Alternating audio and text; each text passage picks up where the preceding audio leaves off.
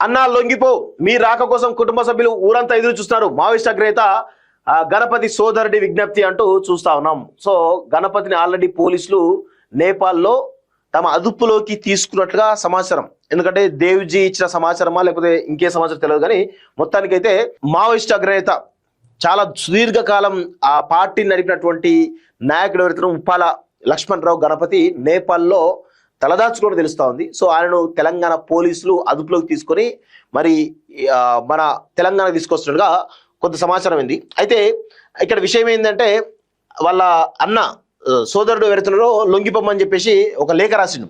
Operation గగార్ చరమాంకానికి చేరుతున్న వేళ Maoist అగ్రనేతలు వరుసగా లొంగిపోతున్నారు.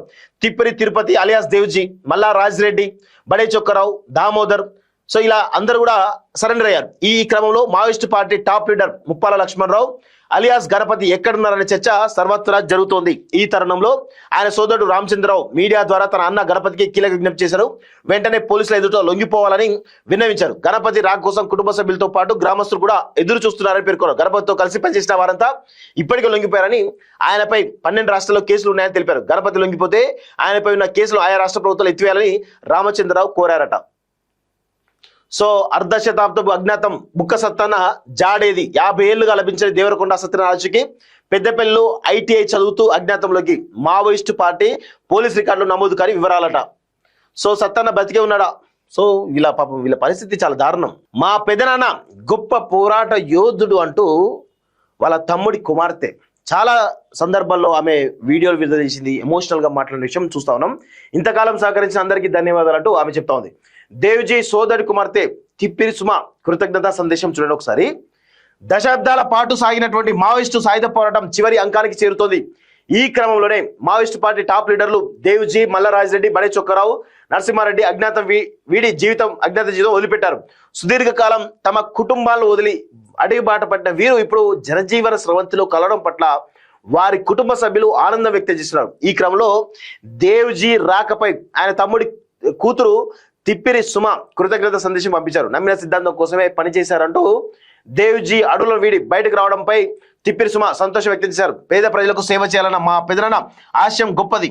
40 ఏళ్లుగా కుటుంబానికి దూరమైన ఆయన నమ్మిన సిద్ధాంతం కోసమే పనిచేశారు. మారిన పరిస్థితుల నేపథ్యంలో ఆయన ప్రజాక్షేత్రంలో ఉండి పోరాటం చేయాలని కోరుకుంటున్నాం. సో అనుకున్నట్లుగానే మా కోరిక ఫలించి పెదనాన్న పోలీసులు ఎదుట లొంగిపోయారు. మా పెదనాన్నను ఎప్పుడెప్పుడు చూడాలని ఆతృతగా ఎదురు చూస్తున్నాం. ఎంతో కాలంగా ఎదురు చూసినటువంటి రోజు చివరికి వచ్చింది. మా నిరీక్షణ నెరవేరింది. ఈ క్షణంలో మా హృదయాల్లో నిండిన ఆనందాన్ని మాటల్లో వ్యక్తపరచలేం. ఇది మా కుటుంబానికి సాధారణ రోజు కాదు, ఇది గొప్ప భావోద్వేగ ఘట్టం, ఒక ఆశీర్వాదం. ముఖ్యమంత్రి రేవంత్ రెడ్డి, డీజీపీ శివధరెడ్డికి మా హృదయపూర్వక కృతజ్ఞతలు అంటూ ఆమె రాసినటువంటి లేఖ నిజంగా అందరి మనసులు కలిచివేస్తుంది. సుమ పుట్టక ముందే అజ్ఞాతంలో వెళ్ళినట.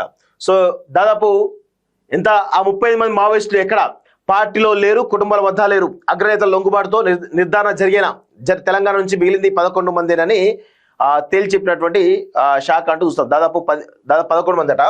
మావోయిస్ట్ అగ్రనేత గణపతితో పాటు నరహరి, సాంబయ్య, వార్తాశేఖర్, జోడి రత్నబాయ్, నక్కా సుశీల, రంగమైన భాగ్య, బడిగా ఉంగా, మాడ్వి అడుమే, కాశీబాగు భవానీ, కుంజం ఇడ్మల్ 11 మంది పార్టీలో క్రియాశీలకంగా ఉన్నట్టు తెలుస్తుంది. వీళ్ళు ఎక్కడున్నారు, ఏంది లొంగిపోతాం లేదా ఇంతవరకు అయితే స్పష్టత లేనట్టుగా తెలుస్తా ఉంది.